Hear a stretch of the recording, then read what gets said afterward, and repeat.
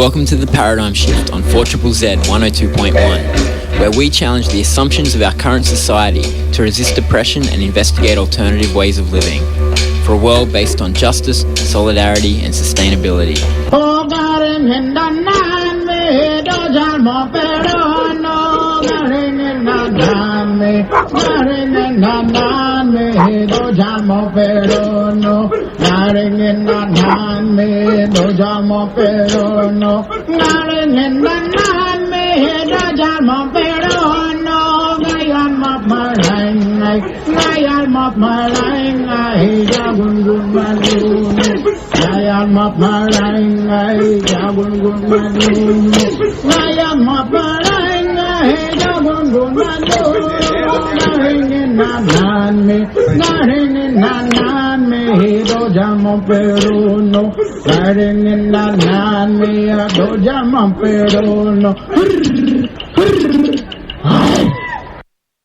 Welcome to the Paradigm Shift on 4ZZZ 102.1 FM.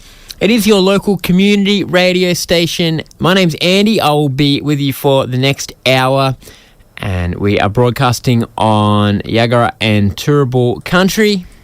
And today on the show, we're going to have a bit of a report back from local Aboriginal activist Wayne Koko Wharton, who a couple of weeks ago went over to New Caledonia, aka Kanaky, to meet with people there who are currently living under basically martial law after protests back in May, when the French government, which is not the former colonial power of Kanaky, is the current colonial power of that island. They still do control the affairs there, and they're trying to bring in voting reforms that would allow French citizens who are living in New Caledonia or Kanaky to vote in elections there. And considering the indigenous population there of Kanaks have been for a long time demanding their independence, they weren't very happy about this, which would give them less of a say in the running of their island.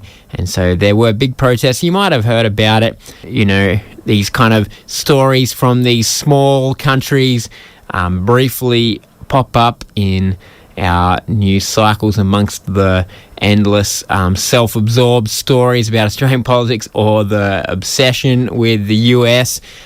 Sometimes we get to hear about other parts of the world when something notable happens, where there's some good footage, and there's certainly some dramatic footage from protests and riots there in May in Kanaky. The response from the French was to send thousands of military and police in to quell the unrest, and they're still there, still running the island in kind of martial law. And so, yes, earlier this month, Koko Wharton, along with a couple of other people, went over as a delegation from Aboriginal people here in Australia to the Kanaky First Nations people of New Caledonia, and met with them to talk about their demands, their hopes and dreams, but also the immediate needs in the wake of all of this, and brought it back to Australia to report back to the rest of us. And so that's what I'm going to try to help enable today on the show by chatting with Koko. Hopefully we share a bit of the voices of Kanaky people who, are living in pretty brutal circumstances right now, but also, it's a very long-running independent struggle, and of course, like most sort of other colonial outposts, that has strategic value to the French, who not even that long ago, right, were using their Pacific Island colonies to test nuclear weapons in the Pacific Ocean, and they have military stationed there, and also New Caledonia is a major producer of nickel, which is a metal getting more and more valuable as a number of electric vehicles and other high-tech things require nickel.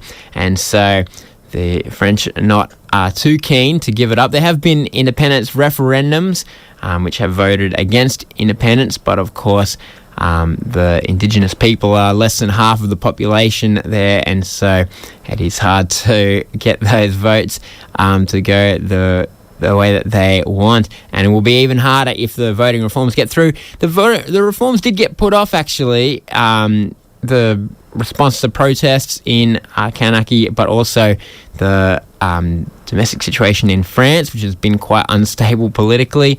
So I suppose there was a little bit of a victory there. But anyway, we will hear more about the situation. So let's get into it with Koko Wharton. Wayne Wharton, Koko. I'm the Cooma man, but I'm been a Brisbane blackfellow working in national politics for a number of years.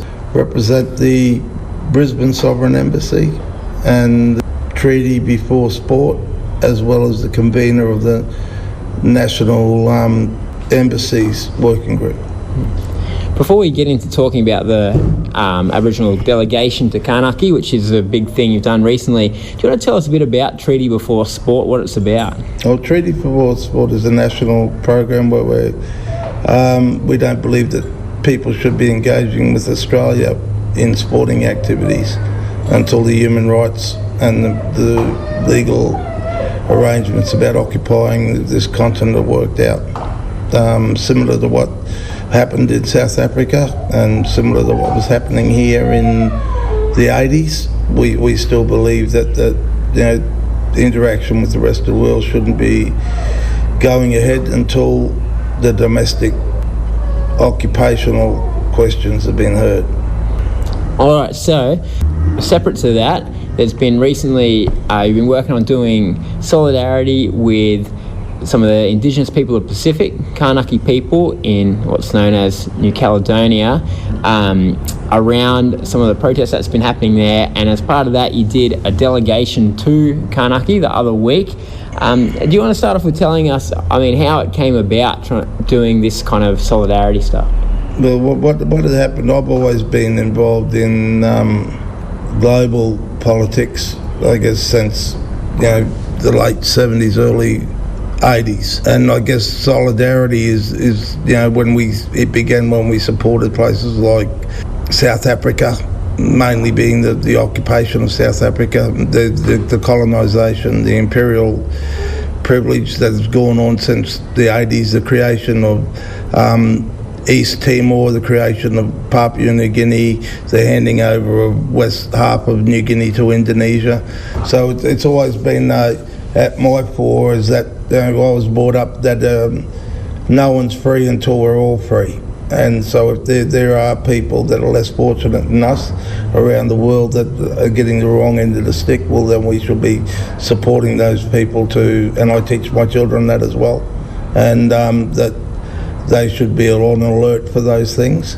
And when they see them, they should try to do their best to try and fix them up or make other people aware. The Kanaky thing particularly is something I was watching TV, and I'd watched TV and I saw some incidents of riots. I didn't know whether it was Papua New Guinea or whether it was where it was, but later on I was to find out it was in downtown Noumea and that people were rioting. There was very little news about it. There was very little observation and very little information coming out, and I had about a week or two that I was very restless and worried, because in our district, the way I was brought up, if we saw a horse come home without the rider, or if we see a smoke or a fire in the distance, we try to find out what goes on in that, and because you're a long way from nowhere, and people, you're always on the alert for something different in your community, and so you try to help out. And I saw that, I made some inquiries, and I found out what was happening in Kanaky, and it wasn't good. I dug deeper, I sought some information, I tried to find out some allies, and I reached out, and some people in New Caledonia and Kanaky actually heard and found out I was looking for answers and touched base with me, and were able to grow that communication. between what's happening in their backyards and what's happening in our part of the ocean, I suppose. It's only 2 hours flight. It takes less time to fly there than what it does to fly to Townsville or Melbourne from Brisbane. And so people mightn't have seen, but there were big protests and big riots, and it was to do with French voting reforms in their colony of New Caledonia, where they wanted to give the vote to French residents who weren't originally from Kanaky but living there. So I guess what other information can you give us? Well, I don't think that is at all true. It wasn't about voting. This has been about independence for the Kanaky people ever since the French invaded there, some 217 years ago, I think it was. So the Kanaky is 50% native or black fellas that are born from there. They hold some sort of title. It's a kingdom-based law. There's some 60 different domains within there. They have chiefs. They have their own law. They have their own areas. They have their own economy. They have everything, and they still exist. So I think what it was is that the proposed voting laws and the proposed immigration laws sending non-Kanaky people to inhabit Noumea and Kanaky. It's something that the French were stepping up the gear, and I think the law people, the native people from Kanaky, saw this as a threat to their efforts for self-determination and their human rights, and they reacted. Many of the young people reacted accordingly in taking their land back and taking over control of their communities. Some of those situations resulted in conflict with the military and with the police, and the actual Kanaky people had, for at least 3 days, were the power in the whole of Kanaky, until 7,000 military people turned up 3 days later. But for that 3 days, the Kanaky people had taken back their country and built up barricades and taken back their communities. And it was that action of sovereignty and self-determination was met with force by the French government and by the French citizens that weren't Kanaky people. And so and up until I came back on the 14th of August, up until then, the Kanaky people were still occupying their country, and the French people and the military were still conducting a war process in reclaiming those lands and those areas that the Kanaky people are asserting sovereignty over. So, a couple of weeks ago you did go there on a delegation from First Nations people here to First Nations people there, I guess. Often aeroplane companies aren't that keen to fly into places where there's a lot of conflict, and the government advises often not to go. Was it hard to get there? The day-to-day advice right up to now is still watch and take care. So that's what the Qantas and Air Caledonia are saying to people in the government advice. So when we flew over, there would have been maybe no more than 15 people on a big jet. And when we came back, it was only standing room only. So there was more people leaving, and the poor Kanak people can't afford the airfare. So a lot of the privileged and a lot of the people that had resources were able to leave the country. I guess when we went into the country, the police and the military wanted to know why we were doing there, because we couldn't say that we were going as tourists, because no one goes to a war zone to take photos unless it's, So they asked me why I went there, and I actually said that I was going to arrange a marriage. So it was in the middle, so they couldn't say much. And I said, you'd make my bride very angry if I don't go and see her. So they let me in. And what did they say when you came back single still? Oh, well, they didn't. I just said, no, it's still being planned. And the police were very, very there. And it's funny you ask about the airport, because there's dozens of military and dozens of police and razor wire and checkpoints all the way from the front of the airport to the time you get on the flight. So it's very militarised and scrutinised. So it's hard to get in, hard to get out. I didn't, and we were very grateful that we were chaperoned by the local people. They had drawn up a program for 5 days, very stringent, very carefully thought out, and we obliged them and we followed their direction. It's not a place that you can just walk down the street and camp wherever you want or go to the beaches. There's a curfew from 10 p.m. at night till 6 a.m. in the morning. There's restrictions about what areas you're in. They can pull you up, they can take you to jail, they can lock you up on suspicion. There's a whole lot of new laws that have been passed that govern the people, and martial law is what is in place in Kanaky at the moment. So you were there for 5 days. What happened?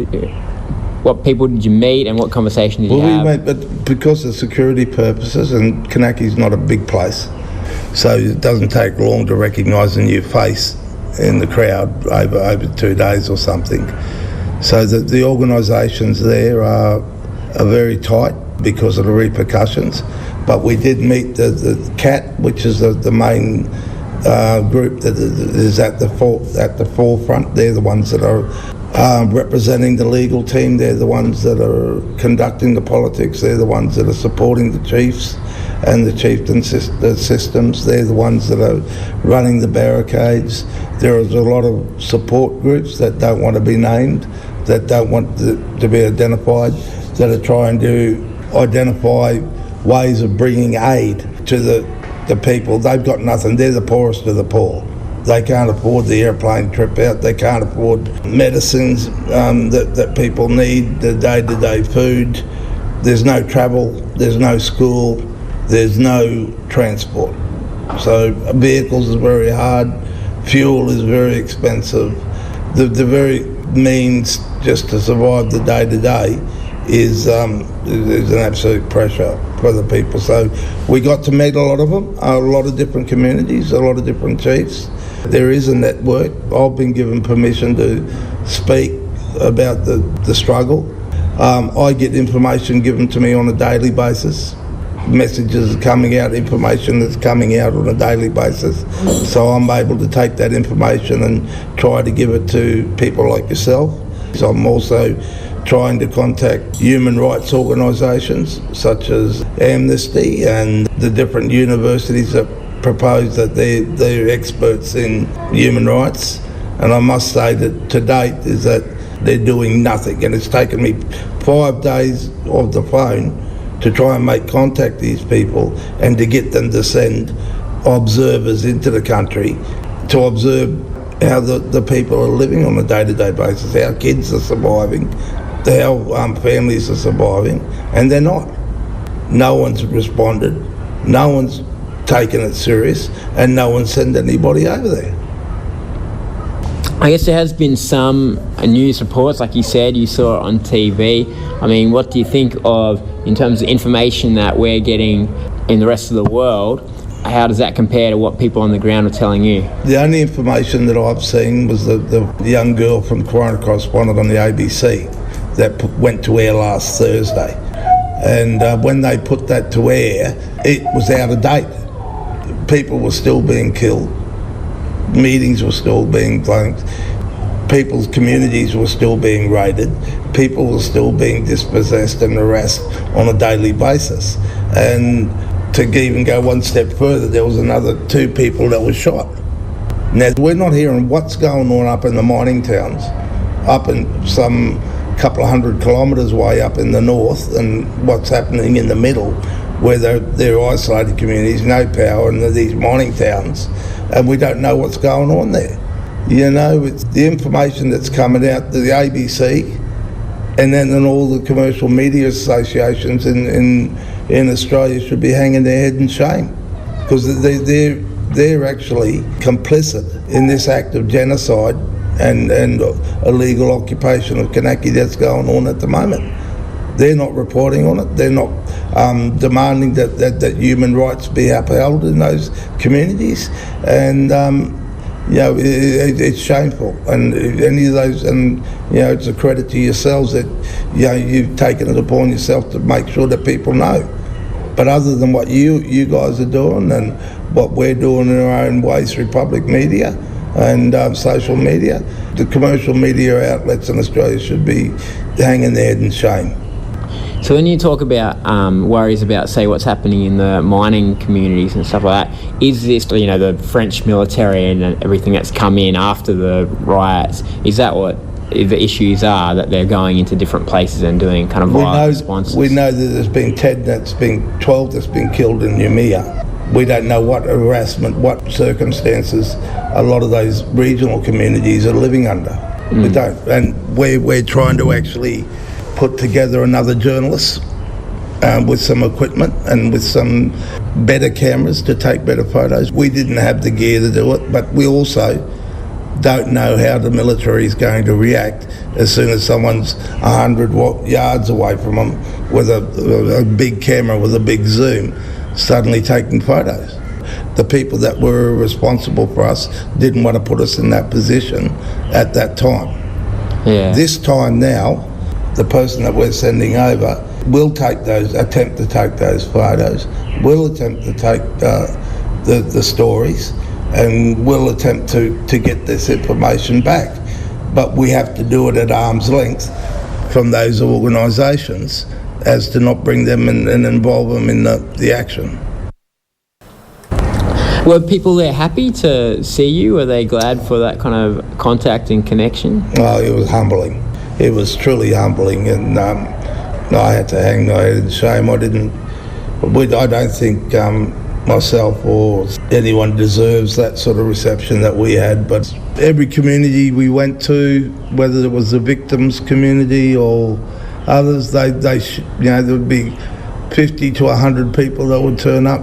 Then they would humbly feed us and a cup of tea and share what they had and photos, and bring their children out, and their children would perform a welcome and their law. It was so humbling. They were very gracious. They were excited that someone had heard there and seen the smoke from the fires, and knew that someone was going to take their stories and that they weren't alone, and someone had heard them.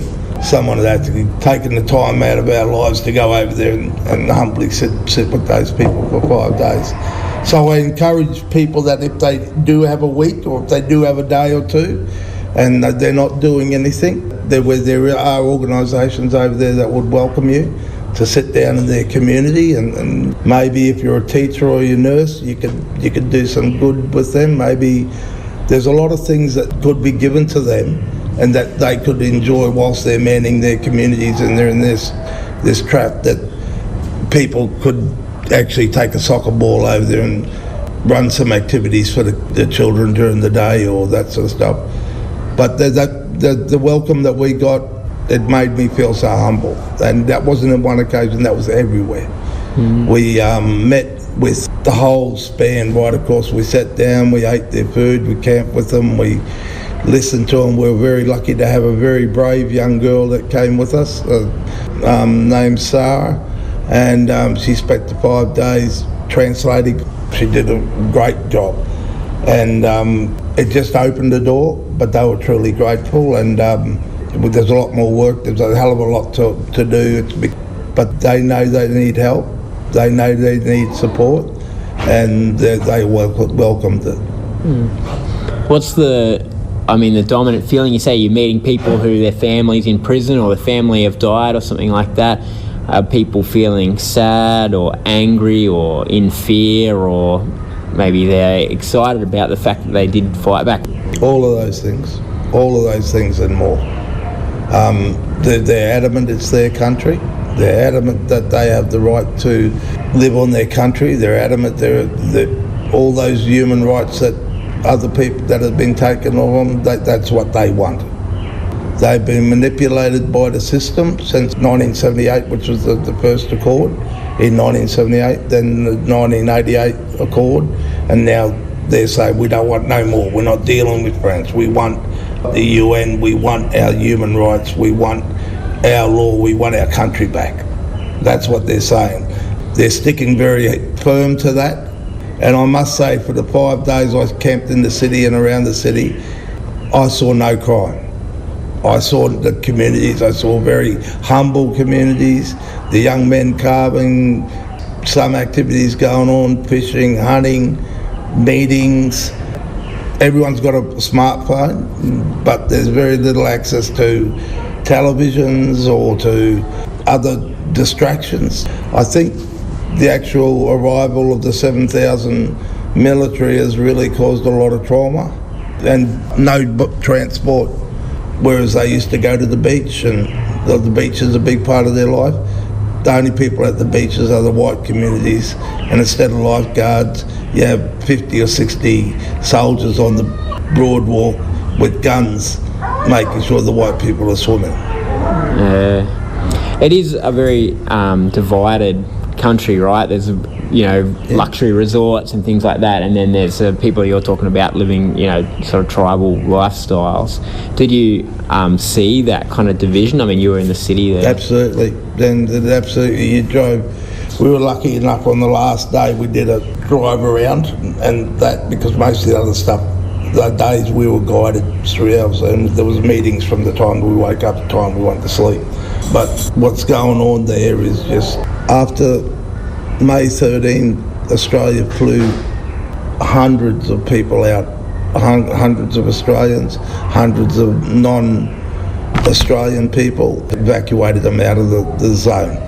So what people are left there, a lot of the big corporations, and people have got to understand that Kanaky is the major French defence port for the Pacific for the French Navy and military. It's also home to the third biggest nickel mine in the world.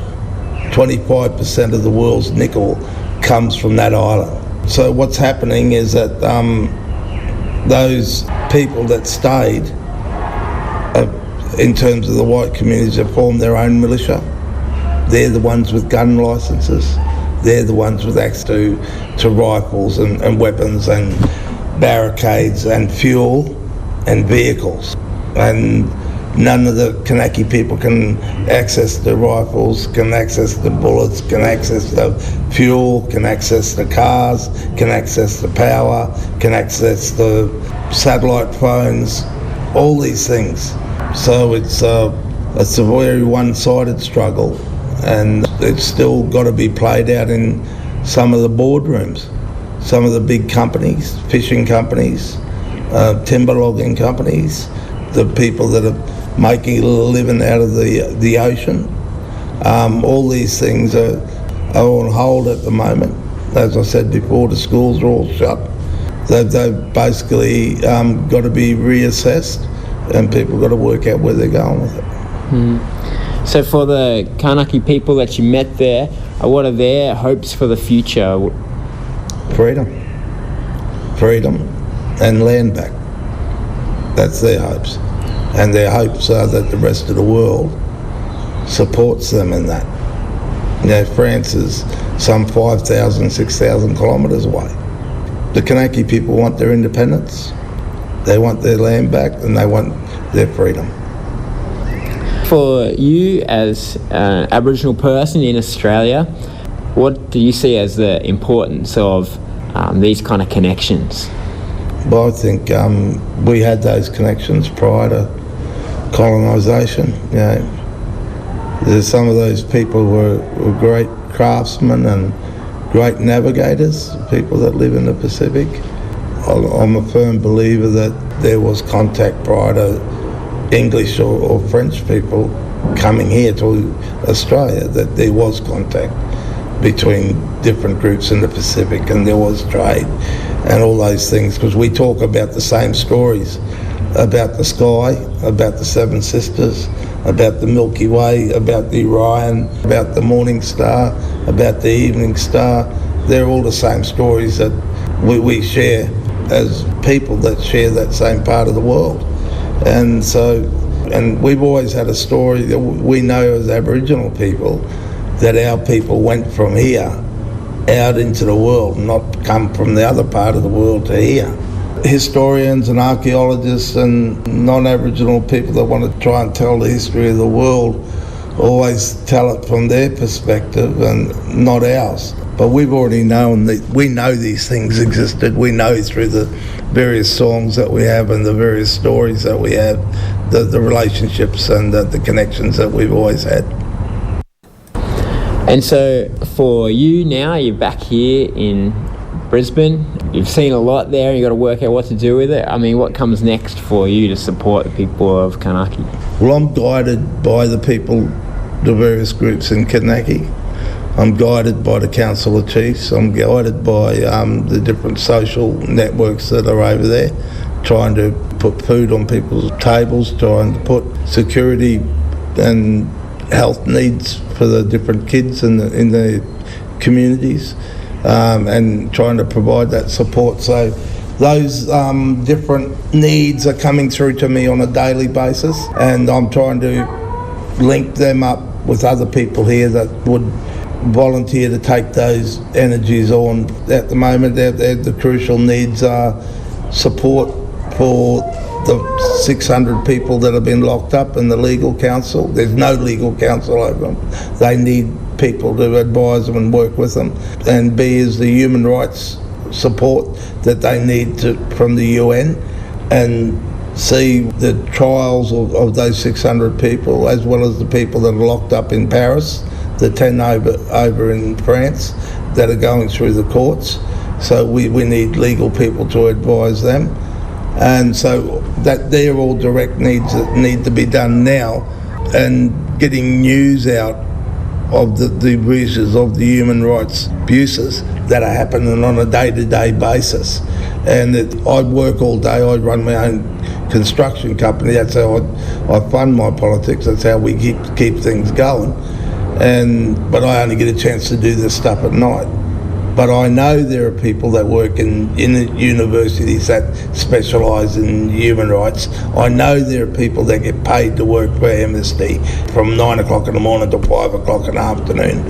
I know that there's people like Penny Wong that's supposed to be the foreign affairs person. I know there's all these people out there that are just blatantly ignoring the needs, and all I can try and do is trying to connect those people, providing them with questions that people in Kanaky want them to ask in Parliament of the Labor Party, and particularly Penny Wong, what they're doing in relation to the deprivation of the human rights in Kanaky right now. It's difficult, it's disappointing, but it's something that we're used to, because it's through our fight and our challenge for our independence and our freedom. It's something that we're used to working through every day. But it's ongoing. There are support groups. I'm lucky that there are other support groups in Aotearoa, in Hawaii, and some of the other nations like Fiji that are there, and that we're trying to coordinate and we're trying to work together in a way to bring a worthwhile outcome to this process, that it's not in vain and it's not just one-off. And this Friday there'll be a concert at Jagger Hall, raising funds for people over there. Can we expect more things to come in Brisbane, building on these connections that have been made? Yeah, we've got that. The young people here, I'm just so amazed, or I'm not amazed, they're creditable to their families and that, but that's how we got funds to go over there, and that's how we got funds to donate to the first lot of meetings over there. We know where that money's going to now. We know what the organisations are going to. We've opened the door. We've got the direct contacts, and we know that what the bona fides are. But the young people here in Minjan, in Brisbane, they've worked very hard. We've got targets now to look at. One of the main targets is how we support governance of the Council of Chiefs and the struggle of the Kanaky people in their efforts for self-determination and independence. And we know who the drivers of that is. We know that authority has been given to those people to do it, and we know that it's a national movement. And so we've got to look at more activities. We've got a containers for Kanaky process. So we're asking people, if you've got cans and that, drop them in here, we'll take and cash it in, and we send it over to, there's one particular group that looks after the social needs of the main communities and further out, and we trust those people and we send that to them. And then we've got the political funds that we have to help with the legal cases that are going on, and the ongoing political movement that where that machine needs to be oiled and given the support that it needs. So they're the three processes: the social needs and health needs that each community has, and then we've got the legal process that's going on immediately and how we can help them, and then we've got the ongoing political representation and their movement. So they've got the three, and of course there's no one else out there helping them. Apart from what the fundraising that they're doing in Hawaii, the fundraising that they're doing here, and what is coming out of Aotearoa. So we really need to support those, as well as not taking our attention away from what is happening in Palestine and what is happening in West Papua within that international colonisation sort of area. So each has their perspective, each has their group, and each has their needs. We just had a massive day down at Southport on the weekend. About 300 people turned out, and that was to identify the colonialism. And there was Palestinian speakers, there was West Papuan speakers, there was Aboriginal speakers, and the Kanaky. So it's credit to those young people that organised those and got those things. But it's not just about raising, it's raising awareness, and that awareness that comes out of those events, and the knowledge that's shared, and the experiences. So it's an ongoing process. We're going into summer, and I don't know what a wet season looks like over there, but so I can imagine that they'll need a lot more support in terms of power, solar power, a lot of the medical needs that we're trying to get a container together. We're trying to talk to some of the churches, some of the groups like the Muslims or some of the other groups around, that they could assist in sending that container over, and that's the only way that we can get stuff to them. We're not sending guns or bullets or weapons, we're sending love and food and resources that need to advance their struggle. All right, thanks, Koko. No worries. That is Wayne Wharton there, talking about the First Nations delegation to Kanaky, and you will be able to hear more. I guess there'll be more ongoing events, I'm sure, to try to support those people there, their struggle, and keep alive the links of solidarity between Indigenous people here on this continent and in parts of the Pacific, including Kanaky.